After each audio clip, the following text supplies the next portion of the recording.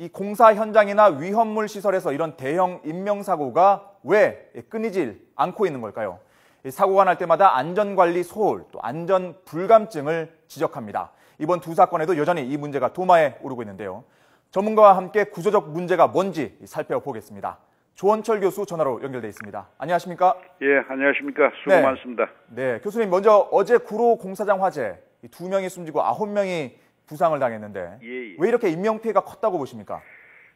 공사장이 이제 거의 공사가 한 3분의 2쯤 완성이 된 상태에서 그 현장 정리가 되지 않았던 것 같아요. 네. 그 정리가 되지 않다 보니까 이 발화 지점하고 또 인명이 피해를 당한 지점하고는 상당히 조금 거리가 있었거든요. 네. 그리고 유독물이 진하게 나왔기 때문에 지금 우리 여러 가지 그 앞이 보이지 않는 상황이 되어버린 거, 그 뭐 기후 관계도 있습니다만은 이 송풍 배기 시설 같은 것이 전혀 없었고 또 그런 또 화재가 한참 진행 중일 때는 그런 걸 또 가동하기도 힘든 상태였기 때문에 여러 가지 복합적인 원인이 발생이 돼서 뭐 인명 피해까지 났다 그렇게 판단을 하고 있습니다. 네, 조금 전에 이 기자 리포트에도 나왔습니다만 이 건물 안에 스프링클러나 소화전이 없었다고 하는데 이 공사장에는 이런 화재 대비를 안 해도 되는 건가요? 그게 이제 그걸 화재 대비 시설을 하게 하면은 이게 또 규제가 됩니다.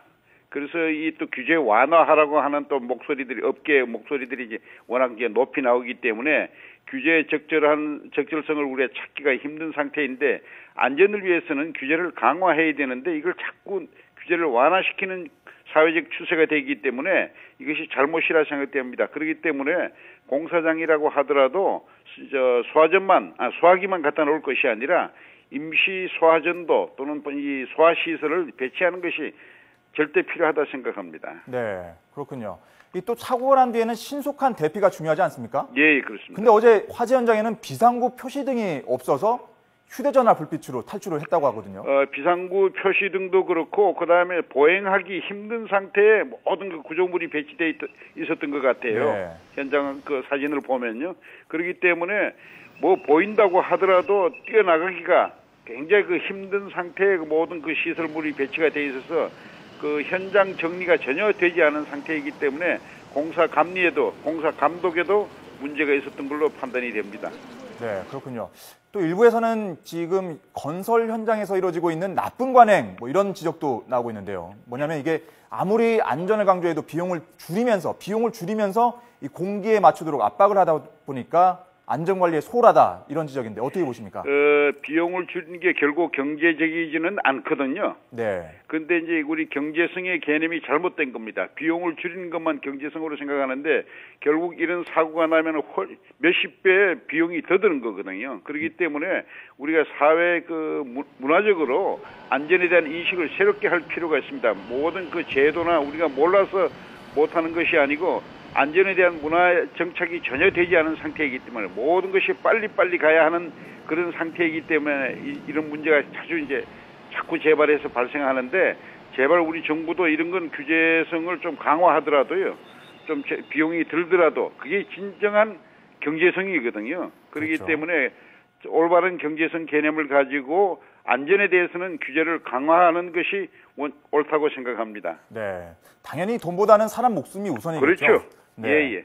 또 어젯밤에 이 당진 현대제철소에서는 또 가스 누출 사고가 발생하지 않았습니까? 참 안타까운 일입니다. 우리가 각종 그 원료 저장 시설을 보수하거나 또는 청소하고 또는 시험 가동할 때 이런 것이 자주 일어나는데 이것이 이제 근본적인 원인은 이 작업 전에 안전 점검을 해야 할 사람하고 작업자하고가 거의가 동일인입니다. 네. 동일인이다 보니까 편의성만 추구했지 안전성을 완벽하게 그 유독가스를 제거한다든지 또는 그걸 차단한다든지 하는 시설에 대한 점검이 모자라는 상태에서 작업을 하니까 계속 일어나고 있는데 이것도 청소 또는 보수 또는 시험 가동할 때 사전에 제3자가 안전성을 확보하는 그런 그 시스템을 우리가 빨리 구축해야 되는데 이런 이야기도 오래전부터 나오고 있습니다만은 돈이 든다고 하는 이유 때문에 정착되지 못한 것이 늘 이런 그 안타까운 사고로 이어지고 있습니다.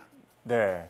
그런데 사실 궁금한 게요. 지금 사실 가스 누출 사고나 이런 게 한두 번이 아니지 않습니까? 그렇죠. 예. 정부나 지자체에서는 계속 대책을 세우겠다, 특별 대책 마련하겠다 이렇게 얘기를 하는데 왜 대책은 효과가 없는 걸까요? 특별 대책이 효과가 없는 게 아니라 아예 없죠.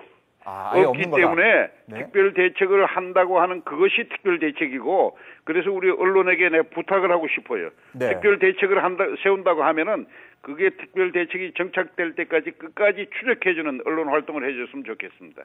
그렇군요. 그러니까 말뿐인 대책이 아니라 진짜로 특별 대책을 세웠는지. 예, 알겠습니다. 그걸 저희가 끝까지 좀 한번 추적해 주세요. 네, 살펴보도록 하겠습니다. 네네. 지금까지 조원철 교수 전화 연결했습니다. 고맙습니다. 네.